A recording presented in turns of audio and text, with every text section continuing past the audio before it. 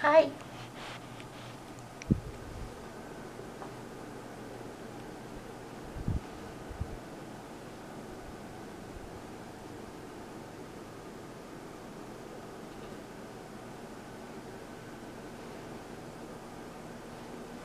So take this all in, because in the next couple of weeks, this will all be gone.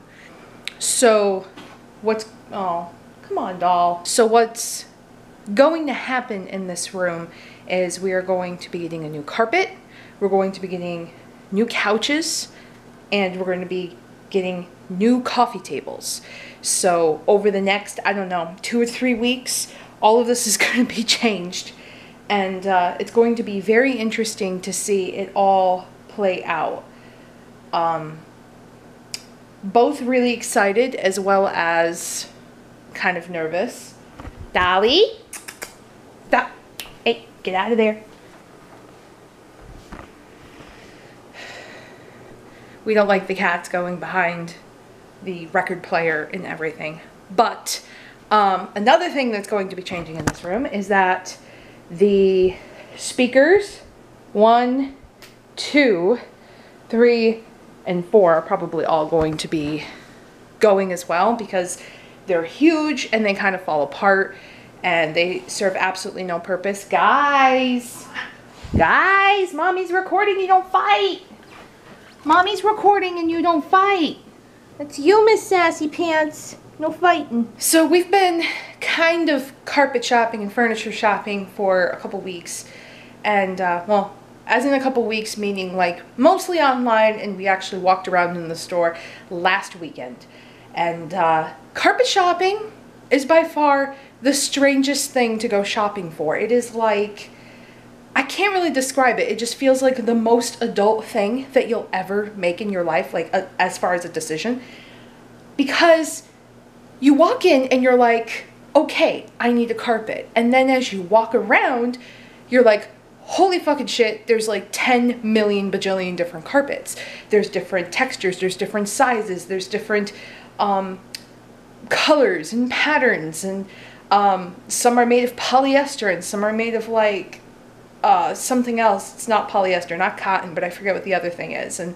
And they all are charged differently per square foot, and some have different warranties, and some have like some protective crap on it from like stains, and like some are pet proof, and like it is ridiculous. It's like, we just want a fucking carpet. This should not be this complicated. And then everybody in the store makes it seem like you're going in there and you know exactly what you want. And realistically, we are just like walking around, touching carpets, feeling absolutely clueless. And we're like, hey there, this is a nice carpet. But it's also like $8 a square foot. Holy shit. And like, a square foot is literally a 12-inch by 12-inch like piece, like a block of carpet. And it costs $8 for that block of carpet. And that is how they price doing stuff in your house. So, and that's not even including labor or installation or whatever, and the people still have to come up and size the room that it's going in to give you an adjusted price. And then there's a whole other smorgasbord of shit where, you know, you have to make sure if they have it or not, or if they don't, then they have to order it. And it's a lot, but it's something that we're gonna have to go through soon, because as you can see, this carpet is pretty much had it. And this is what happens when the carpet gets really old. This carpet has been here since like, I don't even know, probably like late 90s, early 2000s. And it starts buckling, and there are stains from previous animals.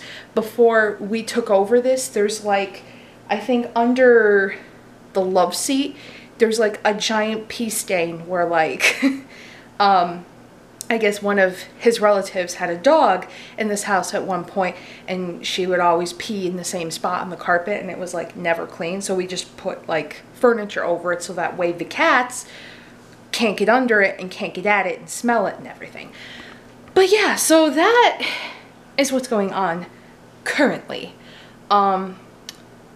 This past weekend, the weekend's almost over, it's Sunday right now, but Friday I did my stream because I started the weekly stream. So Friday would have been my time off, but since I started the weekly streams, I was streaming.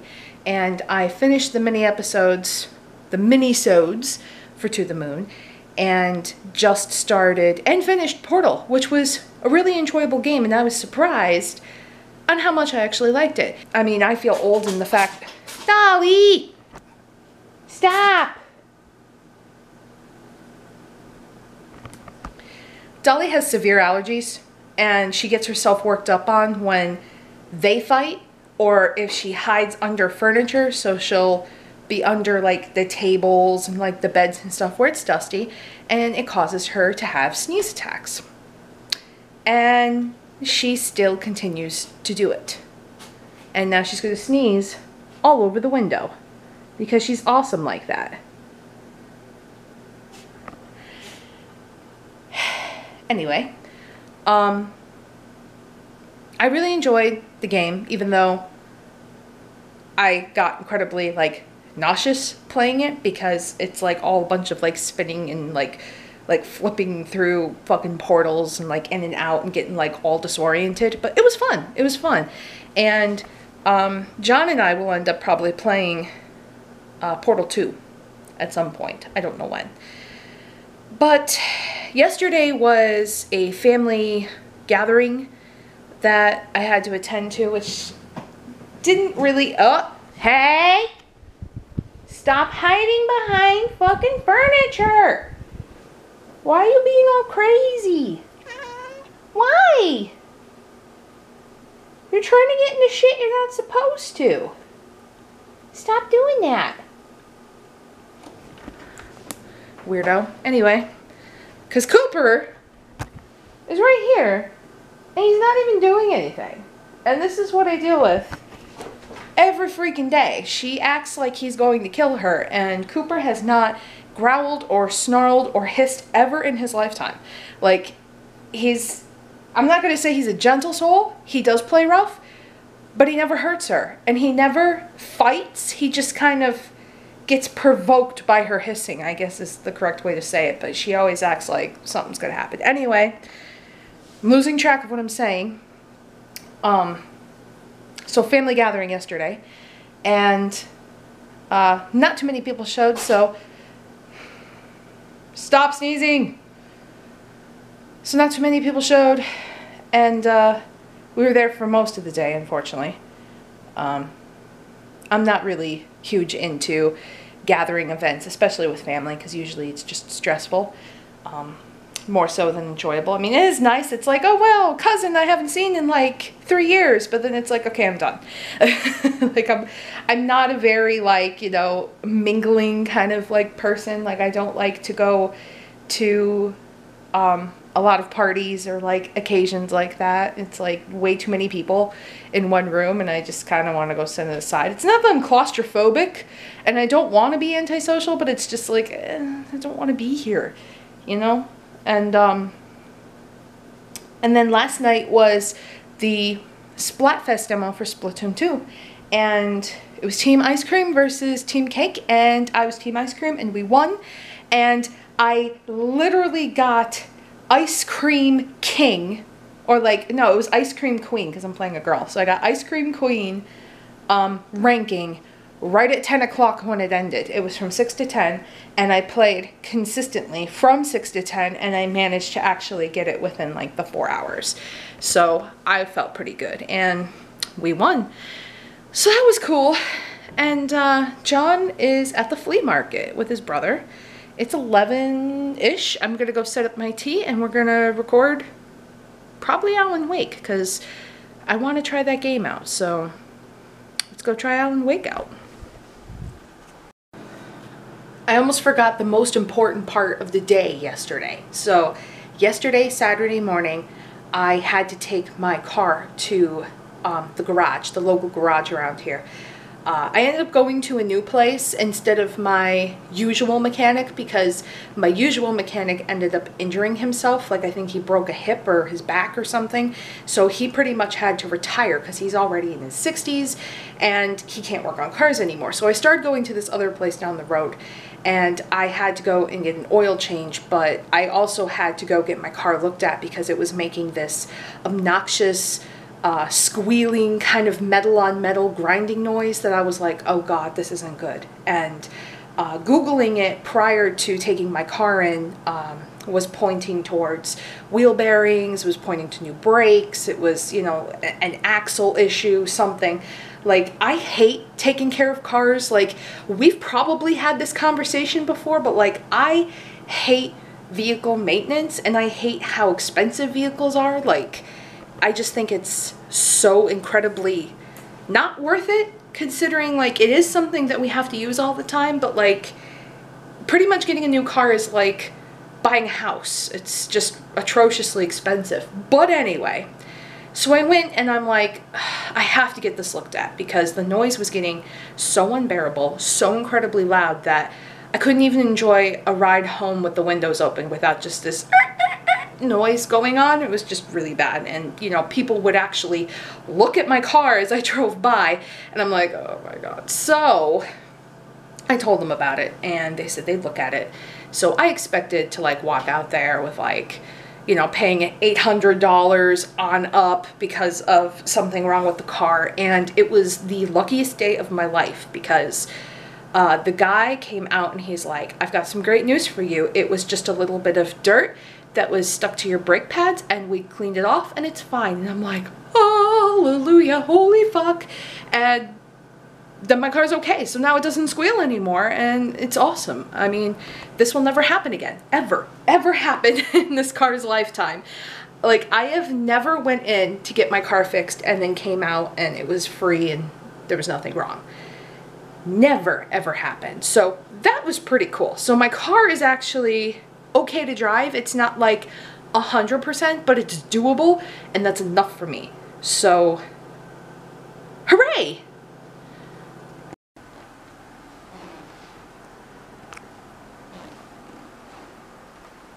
So empty.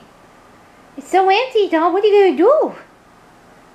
What are you gonna do with all this room? There's so much room. Wah! No. You better not do that with the new carpet. So, step 1 is completed.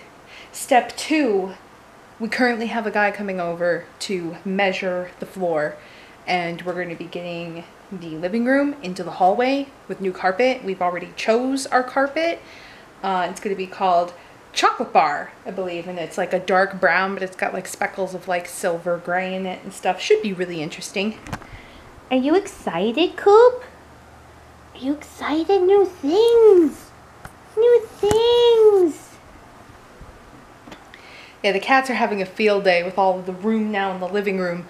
And then Saturday morning, we're getting rid of our couches, like our couch and our recliner. So everything's kind of going, but it's just like, it's so surreal that it's happening because this is what we've had for like 6 years. And it's just really weird to change, but it's really exciting. Really exciting!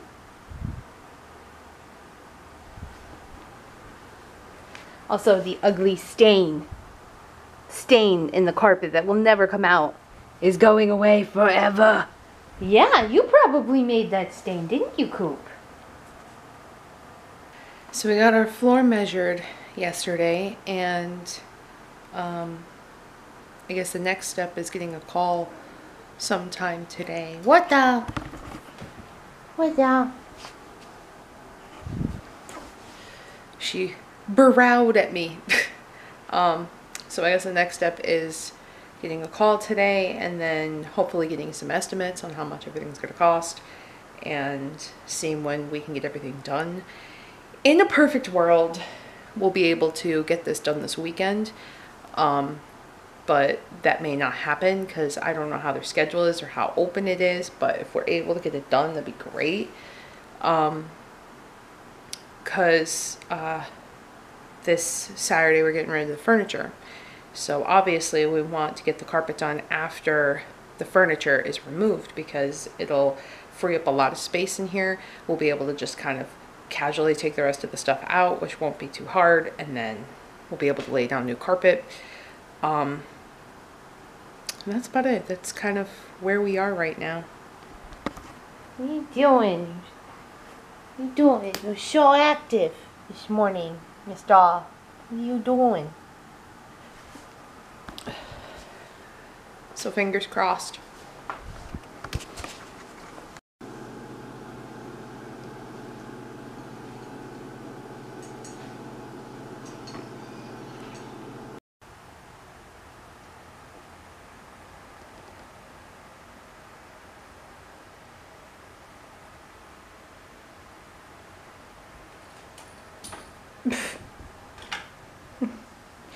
Did you put your mouse in the window? Yeah. I don't have a lot of time to talk. It's Monday morning, really super tired, really super early. At least I consider 7:42 early. But this is what our living room looks like, and we're getting carpet Friday now. So we have to live with uncomfortable chairs in the meantime. And then hopefully this coming weekend we'll be able to get furniture. And if in a perfect world, it's not always a perfect world, but in a perfect world, if we're able to go and order our sectional to have it delivered maybe Saturday, so we can have the carpet installed Friday, and then we can have our furniture on Saturday, that'd be great. But it all depends if they have it in stock and if they can deliver that time. So it's really up in the air, but we're starting to finally put things together. You guys be nice. Please. Be nice kitties. No fighting. So I can't wait to get a couch again, because holy fuck am I uncomfortable. Holy fuck am I sore. Working out doesn't help either, let me tell you. So I wanted to take this opportunity, and I don't have my thing attached to this, so I'm gonna have to hold it. But I wanted to kind of close the vlog with talking about what happened last week with Linkin Park band member Chester Bennington. And I'm still in shock about it. And I've been reading so many different stories and comments and stuff regarding it, and everybody pretty much resonates the same kind of feeling as a whole. Like, we're all shocked that he's gone and that it had to happen this way, and like, he made such an impact in everybody's life growing up, especially through like the late 90s, early 2000s, that it just seems so incredibly bizarre to even hear remotely that he's gone. Like, it doesn't feel like he's gone. And I'm not speaking in terms of the fact like I knew him. I didn't know him, obviously. Like, we weren't best friends, we never met. But he helped me get through some pretty dark times, and it seems like he did the same with everybody else, with a lot of people growing up. And I did read an article, I wish I remembered who wrote it, but the article basically stated how he connected with a generation of kids growing up because he became the voice for everybody. The voice of like just all the trouble and stuff. Like in Linkin Park, I'm sure a lot of you have heard Linkin Park songs. And I'm not talking about new Linkin Park songs. I'm talking about like 2000, not 2017, like 17 years ago when Linkin Park was fairly new. It was just something you've never heard of before. It was like, you know, you couldn't call it an emo band. You couldn't really call it a rock band. You couldn't call it pop. You couldn't call it anything. It was just so unique in itself, you know. And Chester was the voice behind, like, the the screaming parts, I guess you could say. I don't want to call it screaming because it really isn't screaming. But he had such an angelic, powerful voice in Linkin Park. When he sang any song, you felt it. And that's why the article was referring to him being the voice of all of us. Like when we were mad, when we were frustrated, when we were going through a lot of stuff, he was the voice. And it is very true. I would say that because a lot of us experience that in more ways than one. I remember the first time that I got into Linkin Park was the year 2000. So it was 17 years ago. In 2000, I was about 12. I want to say 11 or 12. And going through some really, really, really, really rough times in my life back then. And, you know, it's probably not as bad compared to a lot of other people. Like, I've briefly mentioned my upbringing and my past and my family here and there, but I'm adopted. The short story is my biological mom surrendered me to her parents, so my grandparents adopted me. But little did I know that during the time that I was adopted up until, you know, age 23 that I moved out, that I was going to deal with so much fucking shit in life regarding more than just growing pains. I came to find out the hard way, and this is something that's so weird to me because, you know, I wasn't sure if it was a mom thing. I wasn't sure if it was just the fact because she was technically my grandmother, if she was just being old and senile or overprotective. I could never put a finger on exactly what was happening, but it never felt right. You know, I wasn't abused, like I wasn't like sexually abused or anything like that, but I was being raised by a narcissist parent. And basically, my biological mom was narcissist. She was a chronic liar. Nothing could ever be her fault.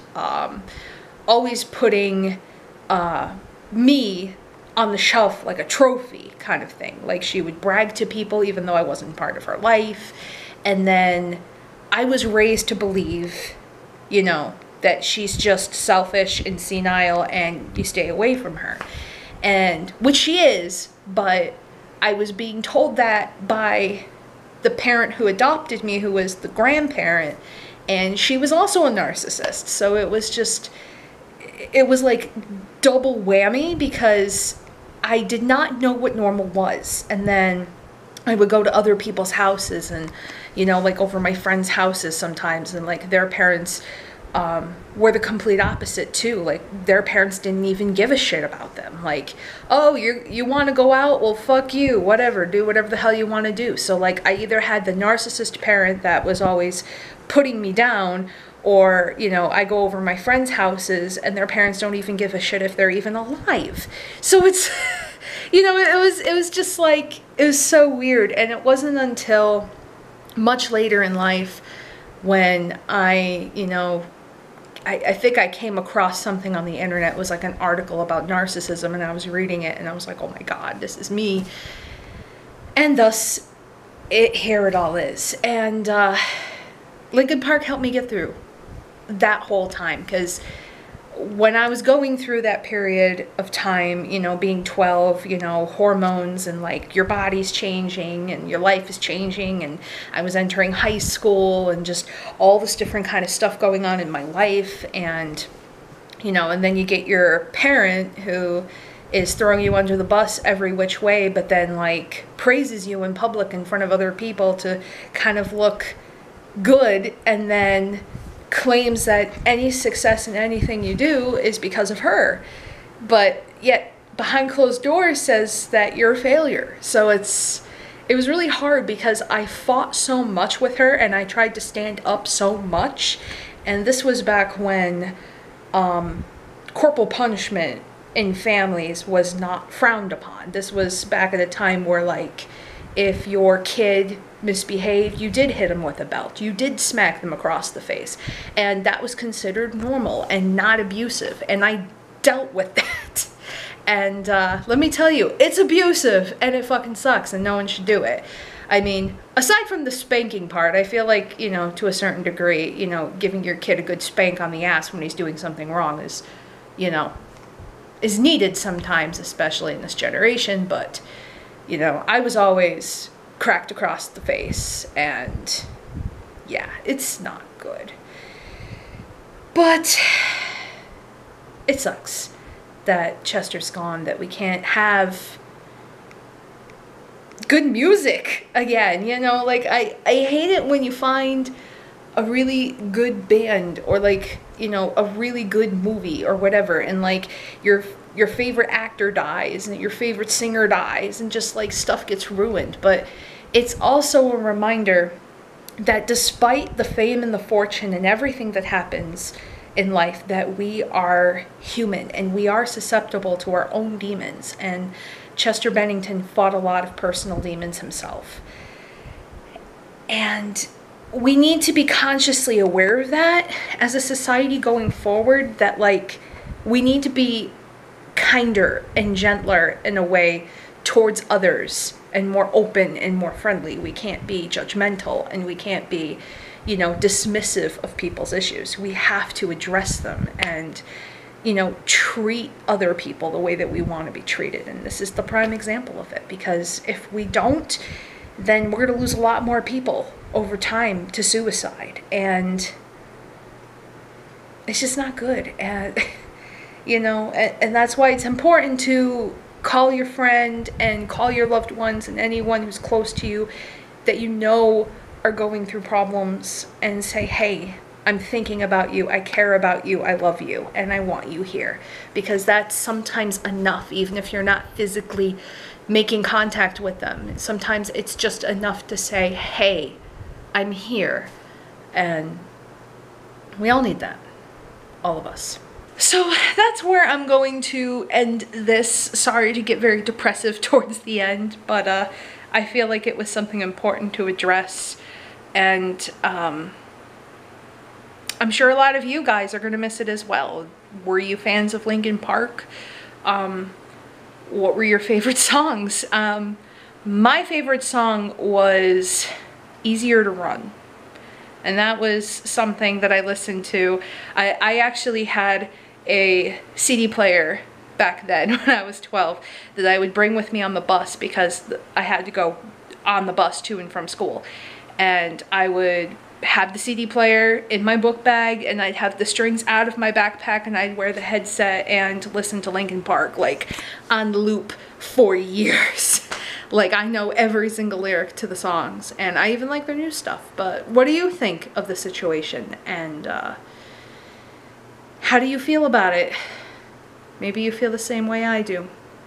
But hopefully next time I come back and vlog again, then we'll have a set living room or be in the process of setting up that living room.